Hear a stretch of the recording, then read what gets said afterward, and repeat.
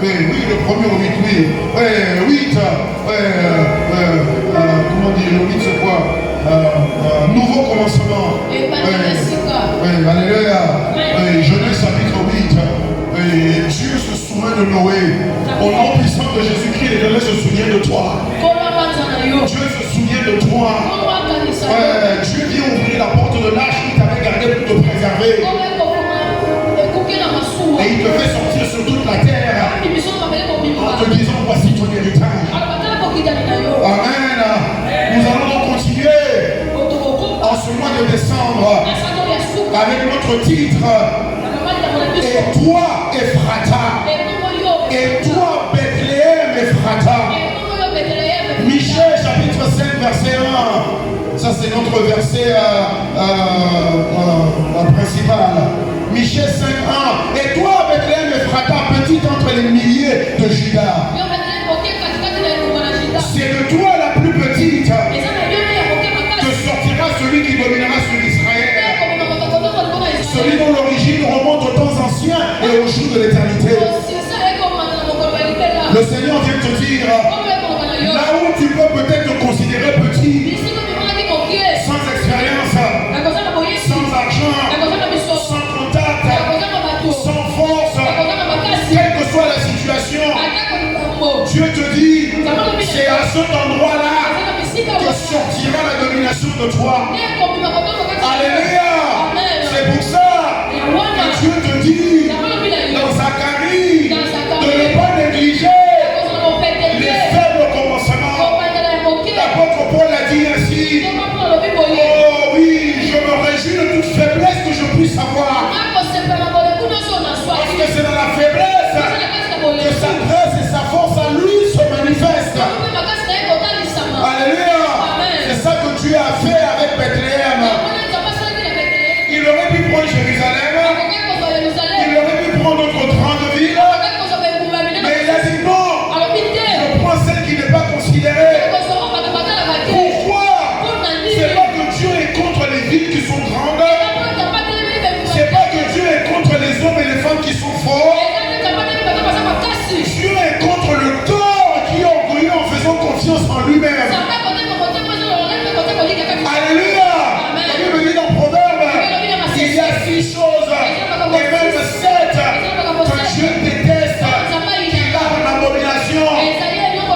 Premièrement, les yeux, un regard hautain, orgueilleux, vantard. C'est la première chose que Dieu a en abomination. Deuxièmement, une langue menteuse. Troisièmement, un corps qui médite le mal contre l'innocent ou son frère. Quatrièmement, des mains qui ne font que répandre le sang partout.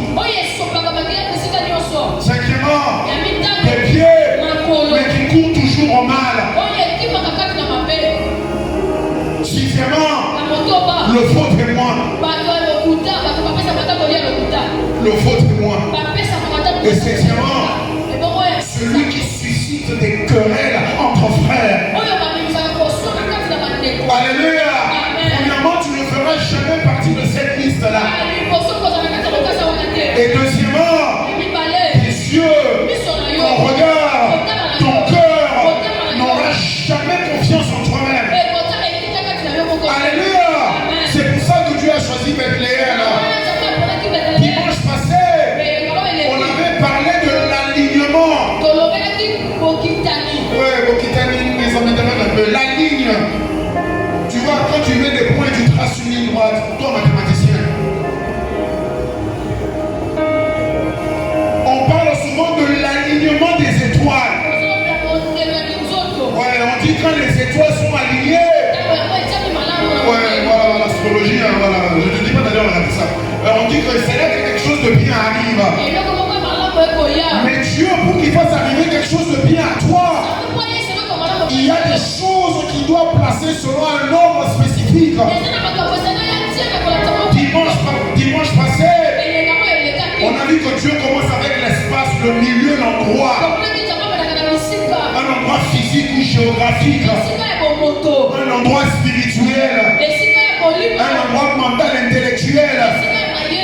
Alléluia. Et aujourd'hui, on va parler du temps, l'époque, et la saison. Oh, je m'attendais à un troisième mot. Tu m'as laissé comme ça, pourquoi? J'étais déjà content. Alléluia. Oui, le temps, l'époque et la saison. Non, c'est pas mon gars. Le temps, c'est quoi? C'est la durée de vie ou la durée d'existence. Ça c'est le temps. L'époque, c'est quoi? C'est une période dans l'histoire. C'est pas une durée qui va et qui s'arrête pas. Une époque, c'est un moment dans l'histoire. Par exemple, je ne pense pas qu'il y a, à part quelques personnes, une ou deux, qui ont été vivants au temps du MPR. Ouais, je ne fais pas la politique, non, calmez-vous. Ouais, le mouvement populaire de la révolution. Quand on. Oui, voilà, alléluia. Ouais, il y a des gens qui ont connu cette époque-là. Oui, après lui, il y a eu une autre époque. Et après celui-là, il y a eu une autre époque. Voilà. Et maintenant, on essaie de trouver une nouvelle époque. Ensuite, la saison. L'époque, c'est la période de l'histoire relative à des humains ou à des événements. Il y a eu une époque où la monnaie de ce pays était le Zaïre. Un Zaïre, deux Zaïre, 100 Zaïre. Et ensuite, on a la saison. La saison, c'est un climat ou l'atmosphère. La saison, ce n'est pas un temps. La saison, ce n'est pas une époque. La saison, c'est une atmosphère. C'est quelque chose, un environnement qui est créé, qui renferme des conditions favorables pour qu'une chose arrive ou pour qu'une personne fasse quelque chose. Vous savez l'écrire, j'espère que vous avez noté tout ça. Le temps, c'est la durée d'existence. L'époque, c'est la période de l'histoire. La saison, c'est le climat ou l'atmosphère de conditions favorables. Ça, c'est pas des définitions du dictionnaire. Oui, téléchargé direct du ciel. Alléluia. Parce qu'on suit la Bible. Maintenant, Genèse 18, 9 à 15. Genèse 18, 9 à 15. C'est parti. Alors il lui dit, où est Sarah ta femme? Abraham répondit, elle est là. Dans la tente là-bas. Comme les mamies congolais répondent. Moi, je suis dans ça. Oh, Azakuna. Tant qu'on va dire, chérie. Maintenant que tu l'as marié, elle est là-bas. Ça ne soit pas ton cas au nom de Jésus. Elle est là-bas. Dans la maison là-bas. Quelque part. L'un d'entre eux, les anges ont dit à Abraham, je reviendrai vers toi à la même époque. Pas au même temps. Pas à la même saison. Mais à la même époque. Et voici, Sarah, ta femme aura un fils. Sarah qui écoutait dans la tente a commencé à rire. Parce qu'elle a dit, Abraham est vieux. Elle-même elle est vieille. Elle ne peut pas espérer avoir des enfants. Elle ne peut même pas espérer avoir du plaisir ou des désirs. Oui, ça veut dire je veux le dire. Et les enfants, je veux le dire. Oui, il faut que je le dise. Quand vous aurez l'école de dimanche, vous irez là-bas. Oui, ça veut dire qu'Abraham et Sarah, il n'y avait rien qui se passait. À part bonjour, comment vas-tu? Gloire à Dieu. Pourquoi tu ne te vois pas? Alléluia. Voilà, c'était comme ça. On est satisfait, on dit ok, gloire à Dieu, au moins on a vécu longtemps. L'ange a dit ensuite, pourquoi Sarah est en train de rire en disant est-ce que moi j'aurai un enfant à mon vieil âge? L'ange qui dit, y a-t-il quelque chose d'étonnant de la part de Dieu? Est-ce qu'il y a quelque chose qui peut étonner Dieu? Et l'ange dit ensuite, au temps fixé, pas à l'époque, au temps, parce que l'époque, ça dépend des événements et ça dépend des hommes. Le temps, c'est l'homme qui le vit. Oh oui, il faut faire très attention. Mais Dieu l'a bien montré quoi? Il va entrer dans le temps d'Abraham et Sarah pour fixer quelque chose. Je prie pour toi ce matin. Peu importe la durée de vie que tu as jusqu'aujourd'hui, le Seigneur vient entrer dans ton temps à toi. Il était même déjà entré dans ta vie à toi. Et il a fixé certaines choses.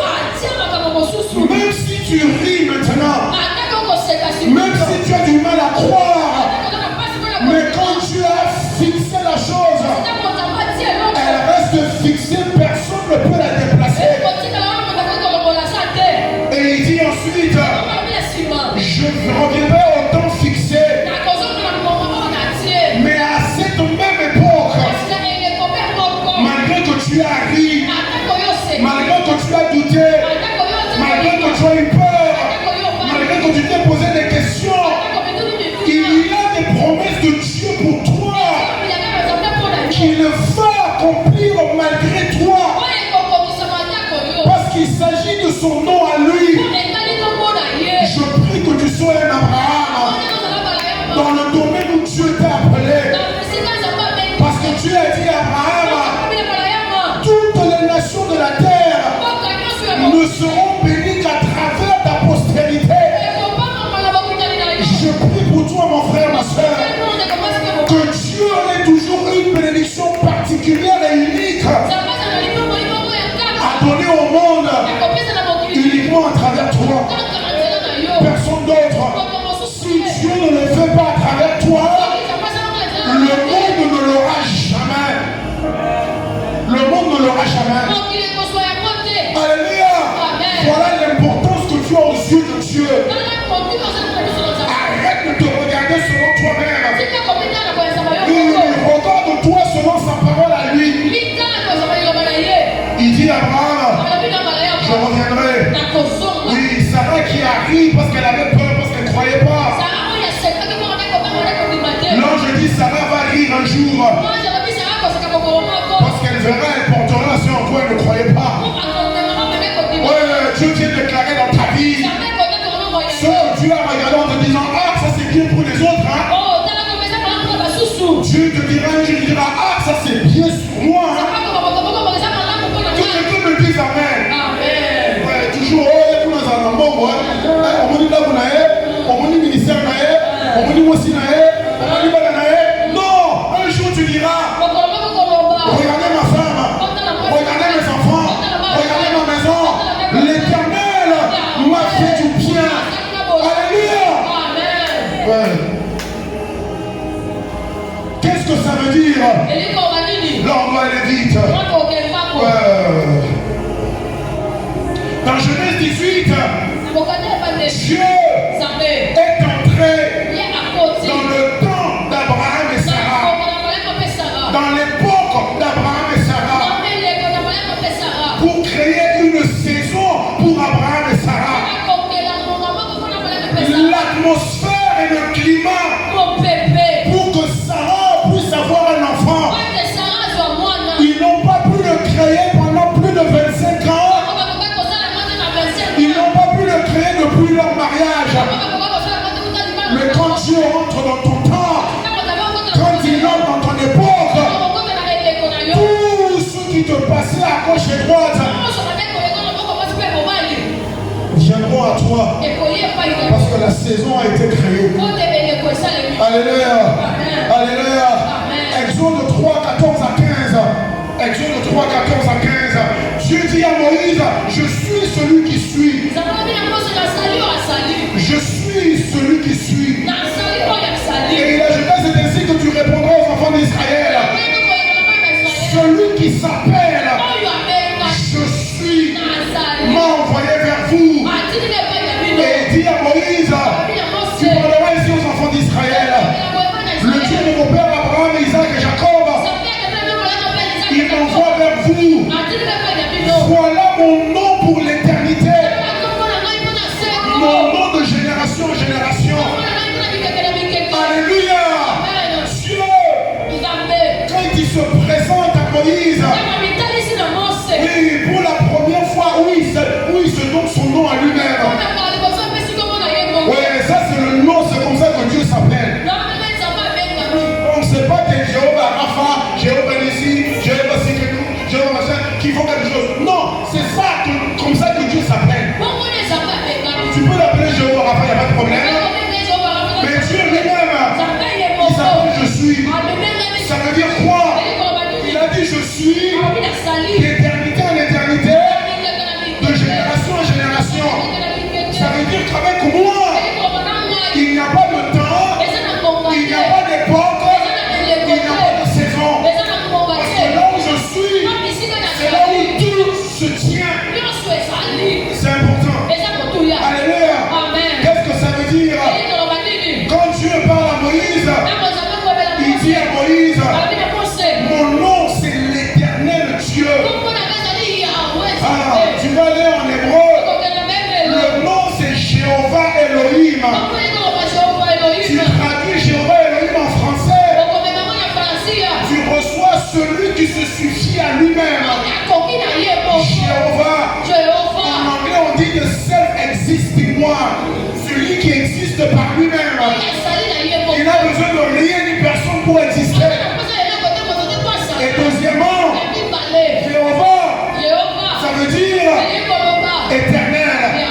Pas de début, pas de fin, pas de temps, pas d'époque, pas de saison. Tout est maintenant, tout est maintenant. Le Dieu éternel. Je viens d'abord te dire, je ne suis pas quelqu'un qui suit le temps. Mais je suis celui, la source par laquelle le temps sort. Alléluia. C'est pour ça que les prophètes et même David ont dit, enseigne-moi à compter mes jours. Parce que c'est de toi qu'il vient là.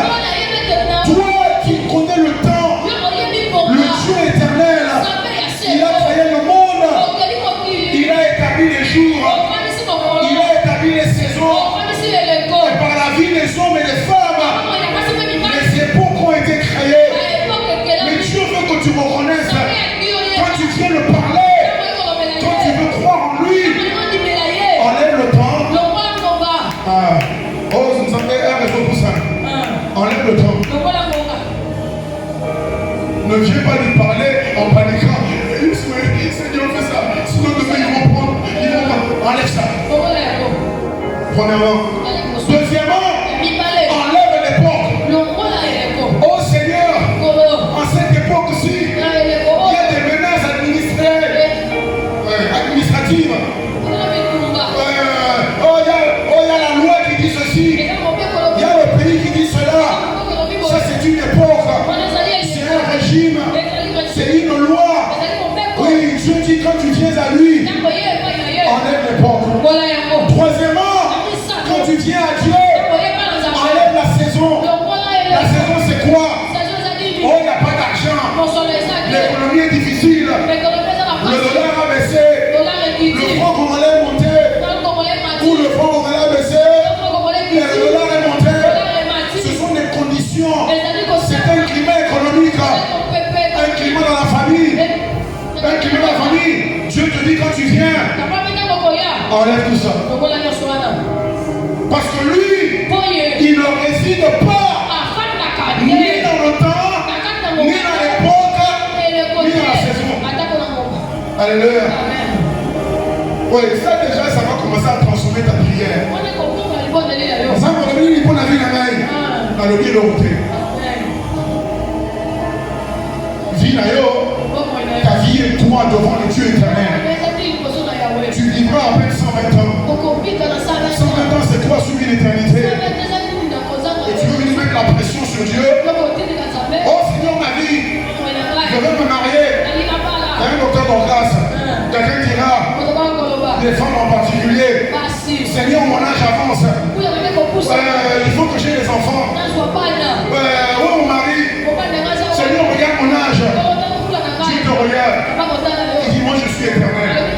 C'est pas ton temps à toi qui me mettrait la pression. Alléluia. Dieu éternel, celui qui existe par lui-même, qui n'a ni commencement ni fin. Elohim, ça veut dire le seul vrai Dieu. Oui, le mot Elohim, il est intéressant.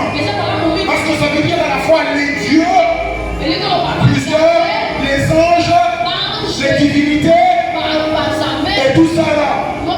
Mais en ce qui concerne Dieu, ça veut dire que tout ce que tu peux imaginer ou penser comme un Dieu, il y a qu'un seul qui est vrai. Alléluia. Donc quand tu viens à lui, il n'y a pas une autre option. Je suis en train de construire quelque chose. Parce que je commence à entendre les prières commencent à changer. Je commence à être édifié moi-même. Lorsque j'entends les prières ici à l'église, pas ailleurs. Quand je passe devant ailleurs, tout ce que j'entends là, ça me révolte. Ici, je commence à être édifié. Le Dieu éternel, celui qui se suffit à lui-même, celui qui est éternel, le seul vrai Dieu. Tu peux ajouter El Shaddai si tu veux, le Tout-Puissant. Alléluia. Deuxièmement, Daniel 2, 21, ce Dieu éternel là, ce seul vrai Dieu, ce Dieu qui se suffit à lui-même.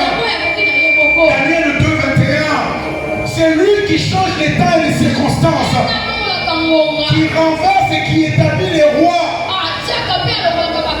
ou les époques, qui donne la sagesse aux sages et la connaissance à ceux qui ont l'intelligence, ou la saison. Alléluia.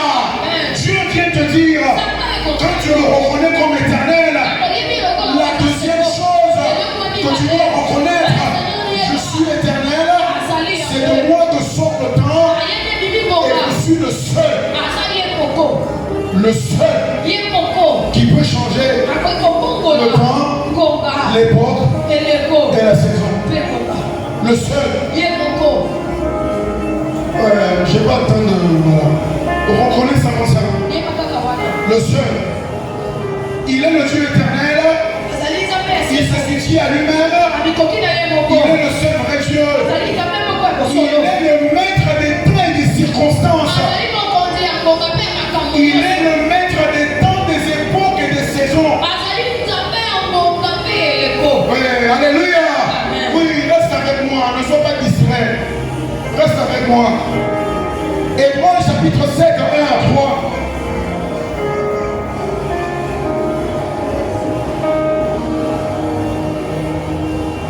Hébreux 7, 1 à 3.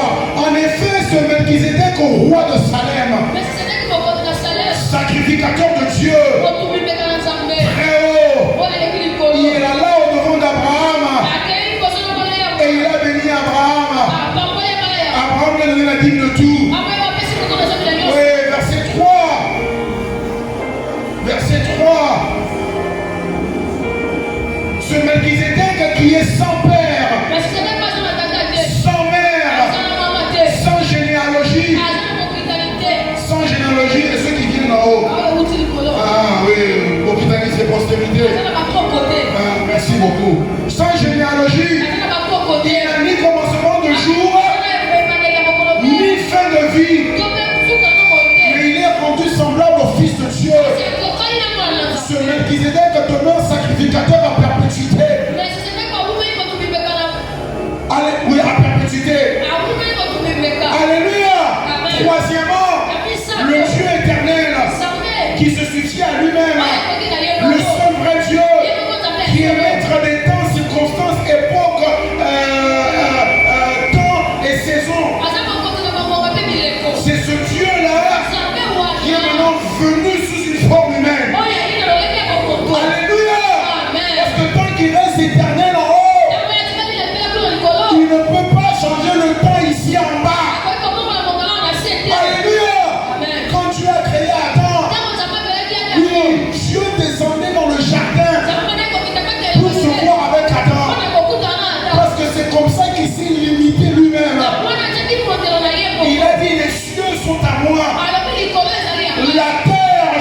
aux hommes. Donc si je vais aller voir l'homme, je dois venir comme un homme. Parce que celui qui a autorité sur terre, c'est un esprit qui a une âme et qui vit dans un corps. C'est pour ça que le démon n'a aucune autorité sur terre. Parce qu'il n'a pas de corps.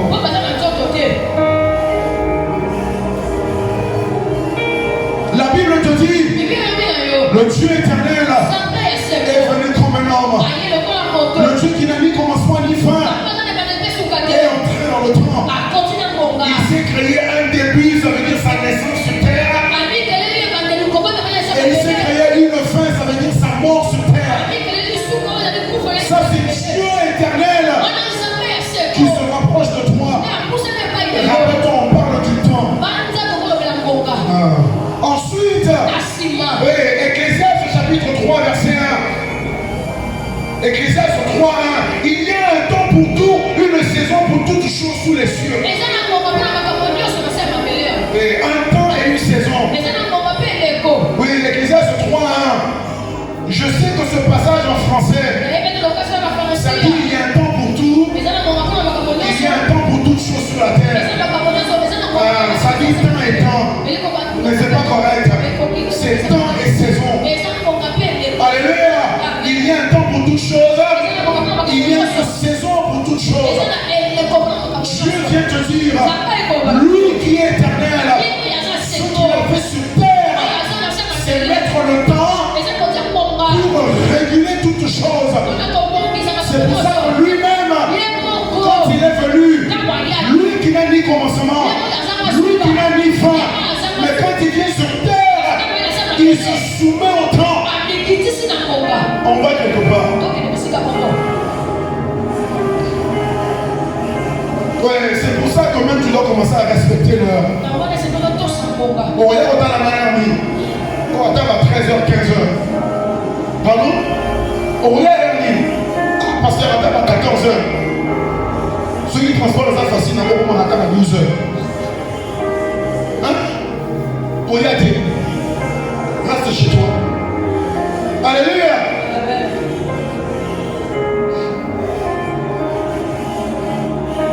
Il y a un temps pour tout.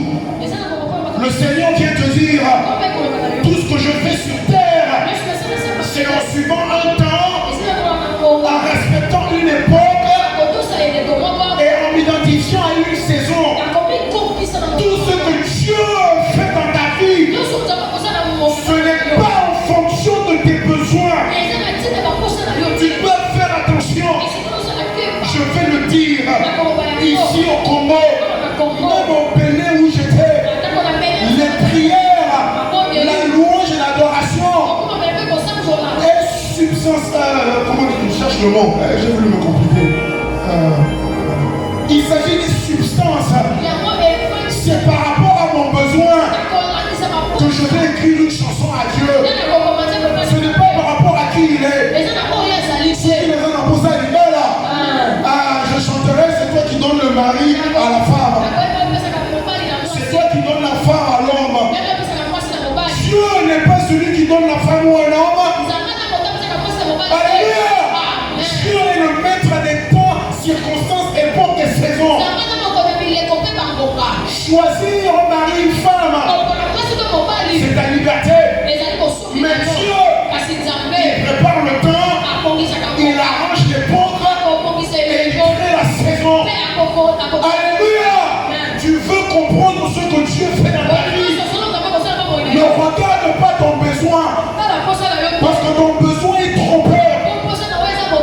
Réfléchis, pense, prie, demande à Dieu quel est mon temps maintenant, quelle est mon époque, quelle est ma saison, quelle est ma saison. Alléluia.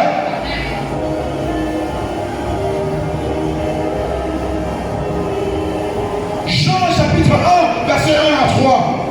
Oui, on tombe vers la fin. Jean 1, 1 à 3. Au commencement était la parole. La parole était avec Dieu. Et la parole était Dieu. La parole était au commencement avec Dieu. Toutes choses ont été faites par elle, la parole. Et rien de ce qui a été fait n'a été fait sans elle. Alléluia. Au commencement. Le commencement de quoi? Le commencement de qui? On a vu que Melchizedek n'a ni commencement ni fin. Donc ce commencement, c'est pas Melchizedek. On a vu que Dieu est depuis toute éternité. Donc ce commencement-là, c'est pas le commencement de Dieu. C'est le commencement de quoi? Le commencement du temps que Dieu fait naître sur la terre. Alléluia. Le commencement de Dieu. Le commencement du temps de Dieu. C'est toujours par sa parole. Alléluia. Ce que Dieu a commencé avec toi, ce n'est pas comme papa et maman se sont rencontrés. Ce que Dieu a commencé avec toi, ça a été par sa parole qui s'est dite à lui-même selon le bon plaisir de sa volonté. Alléluia. Ton commencement, ce n'est pas là où tu es né. Ton commencement, ce n'est pas ce que tu as vécu. Ce n'est pas les bonnes choses que tu as eues. Ce n'est pas les malheurs que tu as vécus. Ton commencement, le temps de ton existence, ta vie à toi, commence avec la parole de Dieu. Pas avec tes circonstances, pas avec tes souvenirs. Il y a des gens qui disent, oh oui, moi je suis vraiment, je donne un exemple. C'est un exemple. Moi je suis Moulouba. Je suis né Moulouba. Non, tu es né être humain. Le bébé n'est pas Moulouba. Quand le bébé sort, il parle Chilouba. Tu es né être humain. C'est l'époque, les circonstances qui t'ont donné une identité. Mais l'identité avec laquelle tu es né à ta naissance, ça veut dire le commencement de ton temps ici sur terre. Ça a été sa parole à lui qui s'est dit à lui-même. Quand tu as dit créons l'homme à notre image. Ouais, j'ai pas le temps d'aller dedans. Ce que ça veut dire, chaque fois qu'il y a naissance, chaque fois qu'il y a conception, c'est qu'il y a un homme, une femme, donc que Dieu avait dans sa pensée. Ouais, c'est pour ça que l'avortement c'est sérieux. Ouais, ça c'est juste la parole. C'est pour ça que l'avortement c'est sérieux. Tu es en train de tuer le plan de Dieu. J'avais dit à quelqu'un, Dieu a établi des lois. La fécondité aura lieu quand un homme et une femme viennent ensemble. Oui, parce que Dieu a créé tout juste et pur. Dans la pensée de Dieu, quand l'homme et la femme viennent ensemble, c'est parce qu'ils sont mari et femme. C'est parce qu'ils sont mari et femme. Donc le résultat c'est l'enfant. Mais l'homme dans sa perversion, je veux le dire, même si une femme est violée et qu'elle devient enceinte, je sais c'est compliqué. Je sais c'est sensible. Il y a le résultat de la parole de Dieu. Alléluia. Il y a le résultat de la parole de Dieu là-bas. Il y a le résultat de la parole de Dieu là-bas. Ça demande beaucoup de foi pour voir au-delà du mal, du malheur, de la souffrance qu'une personne a subie. Pour voir plutôt la vie qui est le résultat de la parole de Dieu. Je sais que ça c'est compliqué. Ouais, c'est pour ça que ceux qui violent devaient être pendus en public. Pendus. Pendus.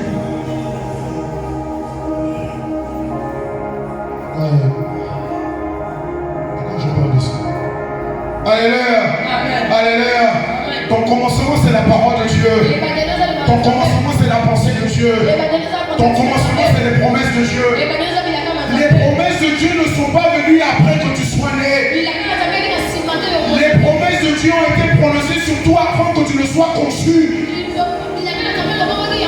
que c'est ça qui t'a amené en le temps. Alléluia. Ensuite, oui, Psaume 12, 7. Là, on a vu que le commencement du temps, c'est la parole. Le commencement de l'époque, c'est la parole. Le commencement de la saison, c'est la parole. Ah, maintenant, ces paroles-là, quelles sont ses qualités? Rapidement. Psaume 12, oui, Psaume 12, 7. Ouais, Psaume 12, 7. Les paroles de l'Éternel sont des paroles pures. Un argent éprouvé ou testé. Un argent, un métal éprouvé. Sur terre. Dans un creuset. Oui, et cette foi épurée. Purifier cette foi. Le chiffre 7, c'est la plénitude de la perfection. La Bible te dit ton commencement qui est la parole de Dieu. Cette parole-là qui t'a commencé toi, ici sur terre, elle a été testée et elle a été perfectionnée. Si tu arrives à te voir comme ça, peut-être que tu auras le courage de pasteur Jean-Jacques. Ce jeune ancien Congolais, maintenant plus européen, qui vient s'aventurer à guerrier. Peut-être que tu l'auras. Dieu te dit, ce que j'ai commencé avec toi, je l'ai déjà testé. Par mes propres standards à moi. Ne viens jamais me parler et ne me regarde jamais à cause de ce que toi tu sais. Mais va voir ce que moi je dis. Parce que ce que moi j'ai dit, je sais que c'est parfait.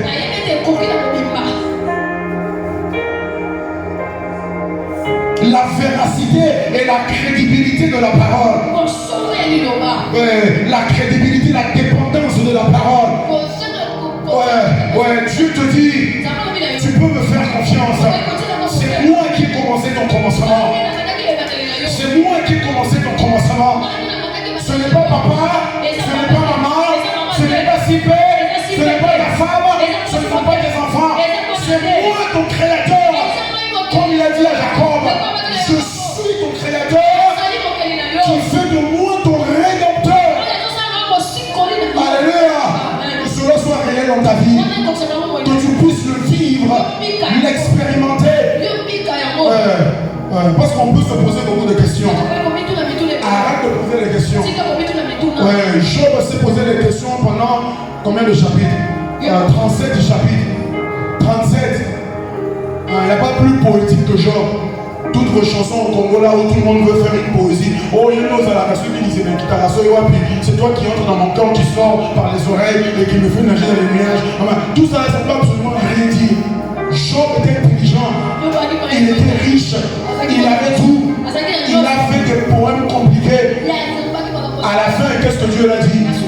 C'est qui tient des discours sans intelligence et qui vient s'opposer à mon plan à moi.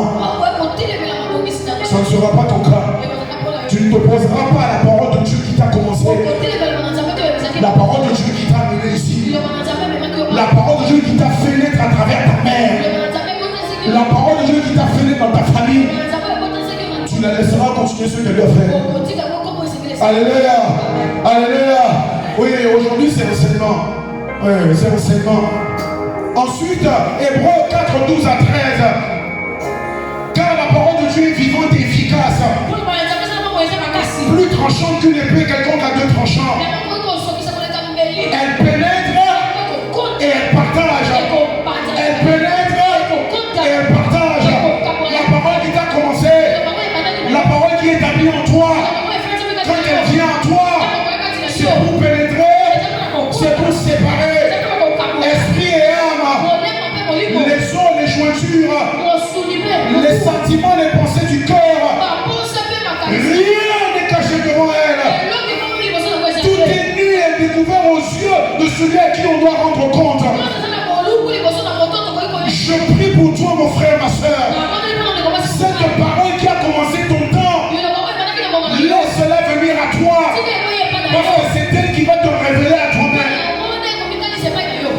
qu'aujourd'hui, tu es en train de tâtonner, parce que tu réfléchis selon ce que tu connais. Non, réfléchis selon la parole que Dieu a utilisée pour te commencer. Alléluia. Je réalise que des fois les enseignements que Dieu me donne, ils sont un peu machin. Mais c'est ça que je dois te dire. Parce que d'ici 3 ans, tu seras un docteur à l'université. Les autres qui ont fait 15 ans de théologie, quand toi tu ouvriras ta bouche, c'est l'esprit que tu connais, que tu crois qui parlera à travers toi. Alléluia.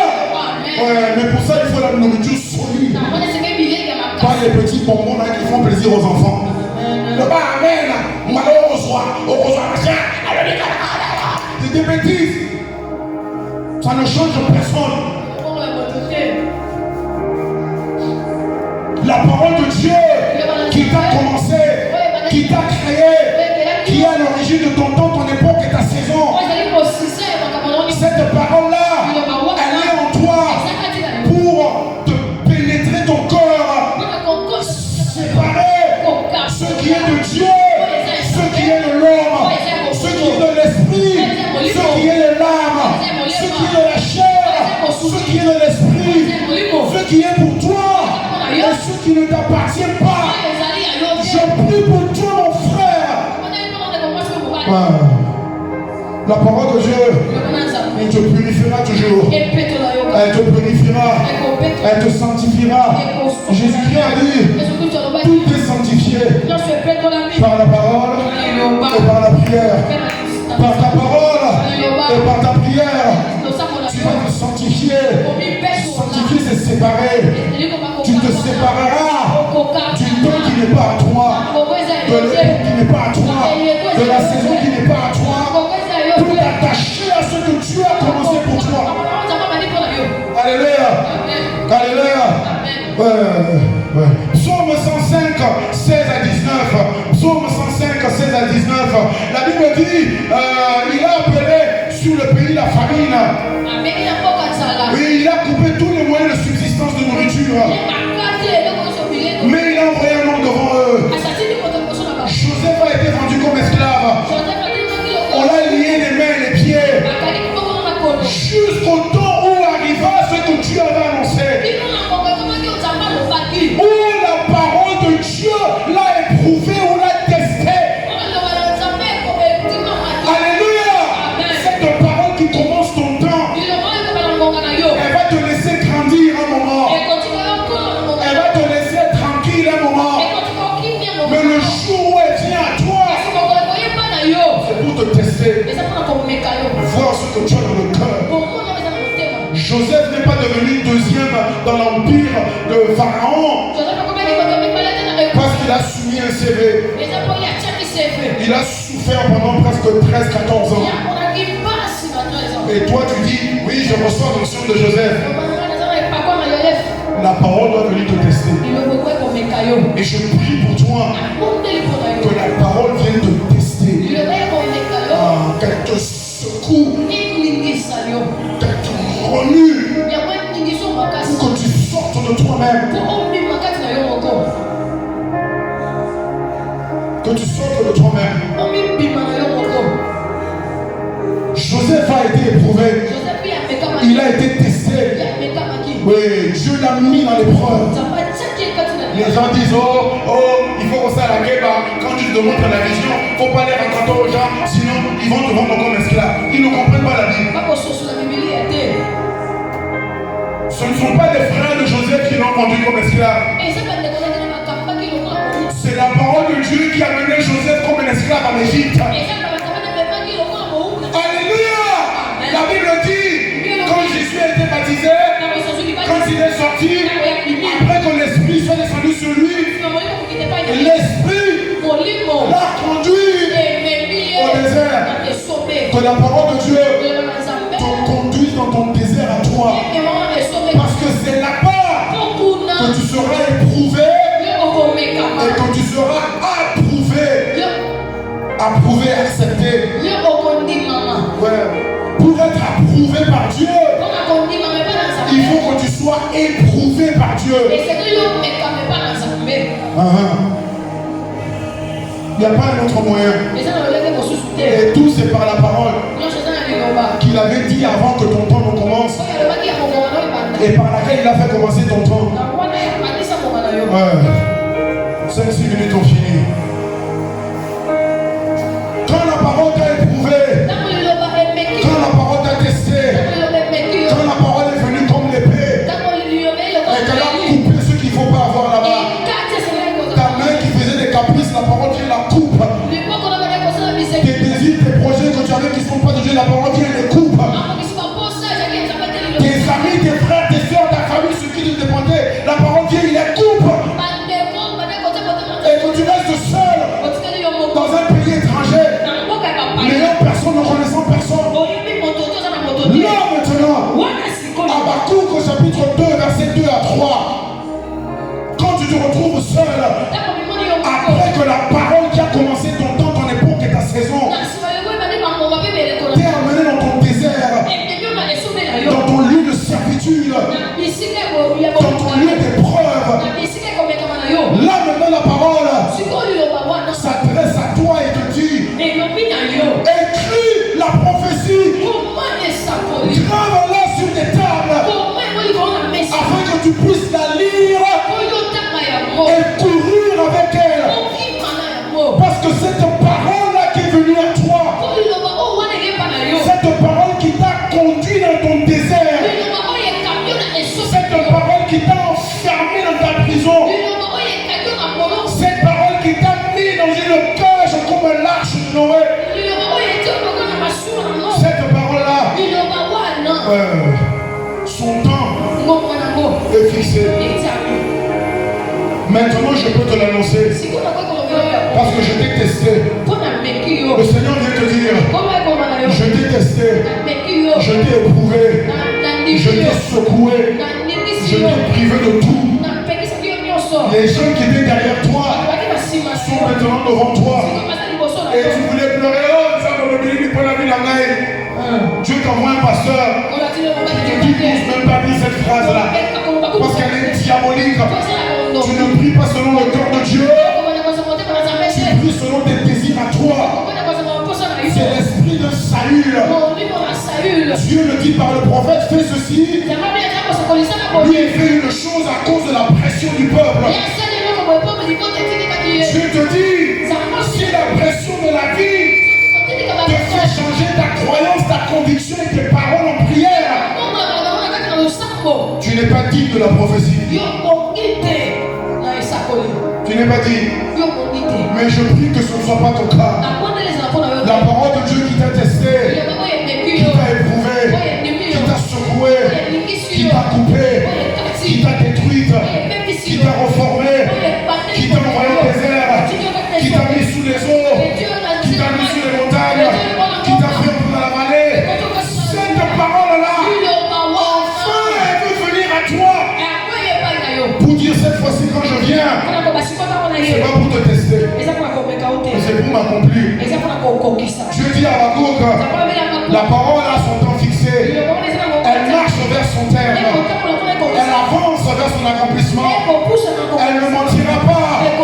Si elle semble tarder pour toi, ça veut dire quoi si elle semble tarder? Si ton époque à toi, si ta saison à toi commence à te mettre la pression pour dire: il faut que ce soit fait bientôt, sinon je n'aurai plus la chance, je te dis: attends, ne bouge pas.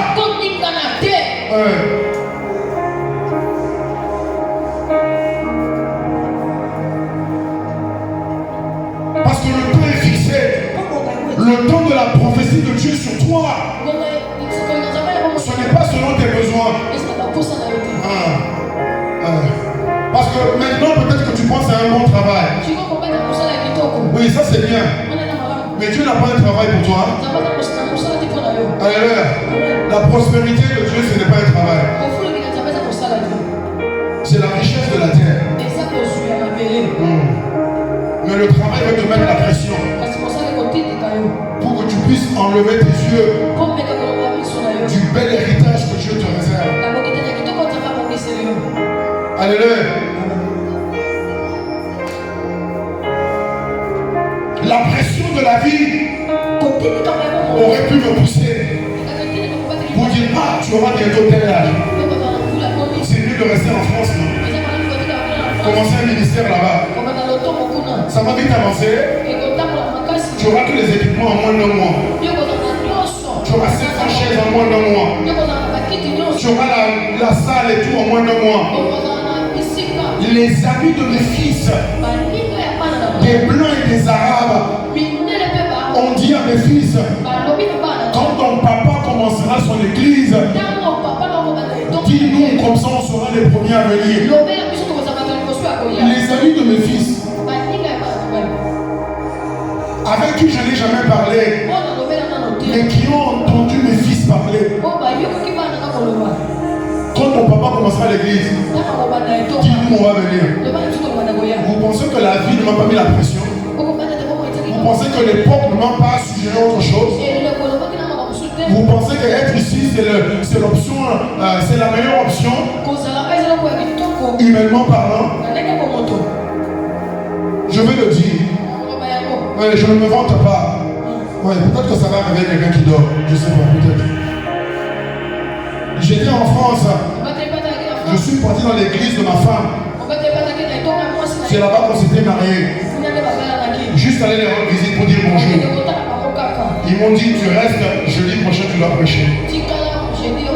Ok, je prolonge mon séjour à Paris, je reste. Jeudi j'arrive. On me donne 30 minutes. Par la grâce de Dieu, je sème la pagaille. Dans toute l'église. Pagaille. Pagaille. Le culte est terminé. Le pasteur dit, le pasteur Jean-Jacques, c'est notre frère, c'est aussi notre fils. Nous l'avons marié ici. C'est un enfant de la maison. C'est le seul. Quand il vient à Paris, il doit seulement nous dire qu'il est là. Et on lui dit viens prêcher dimanche prochain.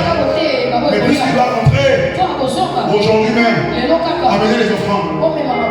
Oui, je vais le dire. Jeudi, on était à peine à peut-être une trentaine, 30-40.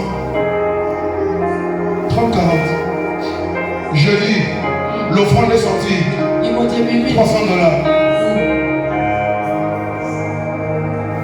Jeudi, c'était pas prévu. $300. Et si on avait fait une campagne, si on avait annoncé, si on avait fait un séminaire de 2 semaines où pasteur prêche le lundi à vendredi, il serait sorti avec combien? Quand tu penses que la vie n'est pas en train de me pousser, où le pasteur m'appelle, il me pose la question en essayant de voir s'il y a une possibilité de me convaincre. Reste encore un moment avec nous. Ah, je dois rentrer au... Alléluia. Je sais de quoi je parle. C'est pas facile. C'est pas facile.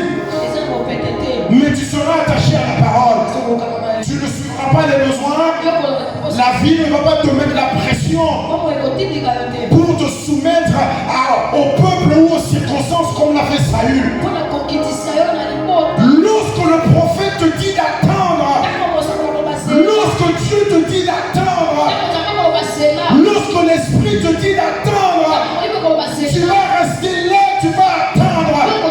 Samuel a dit à Saül, attends-moi ici, je reviendrai dans quelques jours et c'est moi qui vais offrir le sacrifice. Saül est resté avec le peuple commence à s'impatienter, le peuple commence à partir. Saül a eu peur, il a fait le sacrifice. Le prophète est revenu, il a dit à Saül, toi qui es roi, tu as agi comme un insensé. Pourquoi? Parce que tu t'es soumis aux pressions de la vie. Que ce ne soit pas ton cas.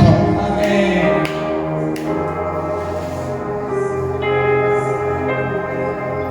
Psaume 147, 15. Psaume 147, 15. 5 minutes ont fini.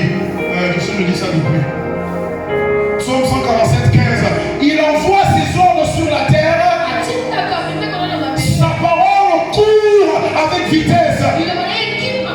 Oh, je déclare sur ta vie maintenant que la parole de Dieu sur toi est en train de tu dors peut-être. Tu somnambules peut-être. Mais la parole que tu as prononcée avant ta naissance, elle est en train de courir. Elle court vers toi. Elle court dans ton époque, dans ton temps, dans ta saison. Alléluia. Elle court. Et la parole ne se fatigue pas. Parce qu'elle traverse les dimensions. Elle traverse les âges. Et elle vient à toi pour s'accomplir. Je prie qu'elle te trouve. Comme la Bible dit, Dieu a trouvé un homme selon son cœur. Que la parole de Dieu te trouve à l'endroit où il t'a dit de l'attendre, dans la profession où il t'a dit de rester, dans le ministère où il t'a planté, dans les pensées qu'il t'a données, dans les désirs qu'il t'a communiqués par sa parole. Que la prophétie te trouve. Peu importe ton âge. Peu importe ton âge. Jérémie 1:12, l'Éternel dit, tu as bien vu parce que je veille sur ma parole pour l'exécuter.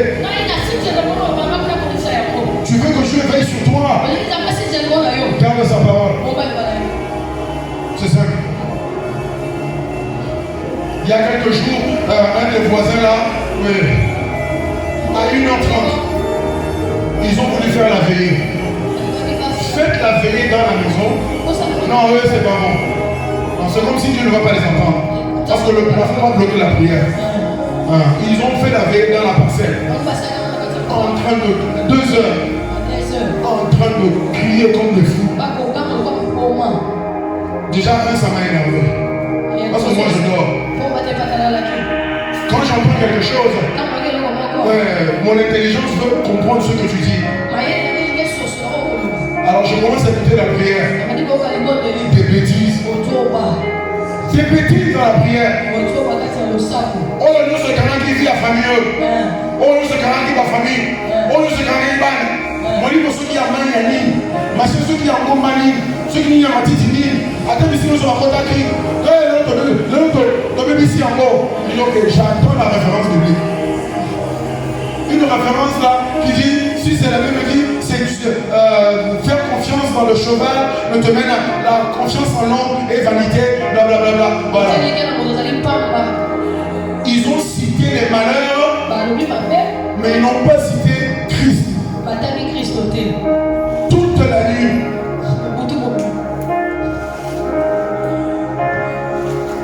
Toute la nuit. On pense que c'est parce que j'avais veillé, Dieu m'a entendu. Ça ne sera pas ton cas. Ça ne sera pas ton cas. De même que Dieu veille sur sa parole, je prie que toi aussi tu veilles sur sa parole qu'il a mise en toi. Que tu la regardes tous les jours. Que tu la gardes, tu la protèges. Que tu la roses chaque matin. Afin qu'elle puisse germer et porter son fruit. Que ce soit ton partage au nom de Jésus-Christ. Parce que Ésaïe 55, 10 à 11. Ésaïe 55, 10 à 11. Cette parole qui vient à toi en courant avec vitesse. Cette parole dont le temps a été fixé par Dieu. Cette parole sur laquelle Dieu veille pour l'accomplir dans ta vie. Cette parole-là, quand elle vient en toi, c'est pour t'arroser, c'est pour te féconder, c'est pour te faire germer, pousser, pour te donner de la semence et du pain. Je déclare dans ta vie, au nom puissant de Jésus-Christ, en ce décembre 2024, la parole de Dieu qui a été prononcée depuis le commencement de ton temps, la parole que Dieu a prononcée depuis le commencement de cette année 2024, même maintenant en décembre, cette parole arrose ta vie, cette parole féconde ta vie, cette parole fait germer ta vie, cette parole te donne de la semence, cette parole te donne du pain, que ce soit ton partage ou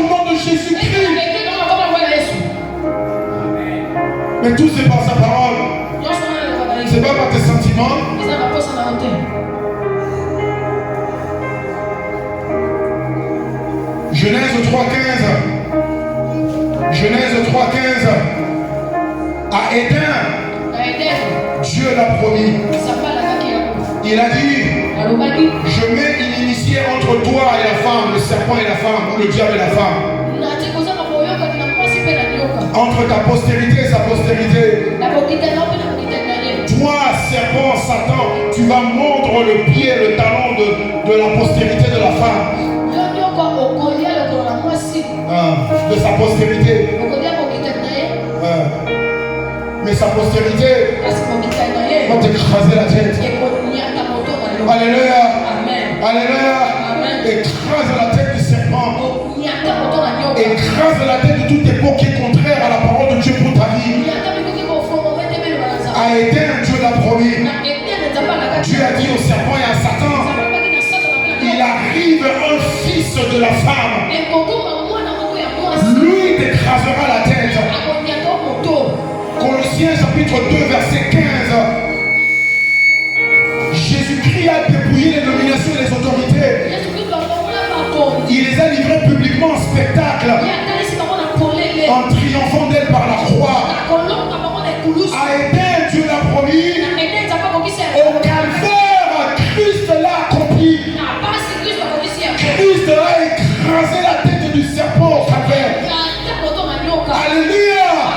Romains chapitre 16 verset 20. Le Dieu de paix écrasera bientôt Satan sous vos pieds. Christ l'a écrasé sous ses pieds à la croix.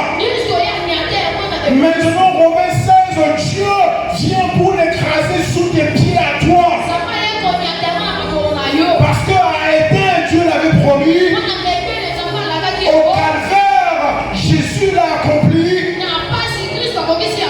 Mais maintenant, toi, par l'esprit, tu l'établis.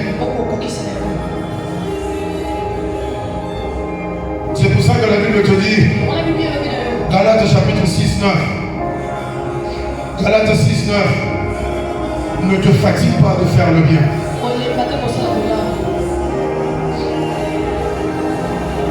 Ne te fatigue pas. Parce qu'au temps convenable, au temps fixé, à l'époque que Dieu a choisi, dans la saison que Dieu a créée, tu moissonneras. Cette parole s'accomplira. Mais la condition pour toi, c'est de ne pas te fatiguer. Alléluia. C'est de ne pas te fatiguer. Ne te fatigue pas. Ne te fatigue pas.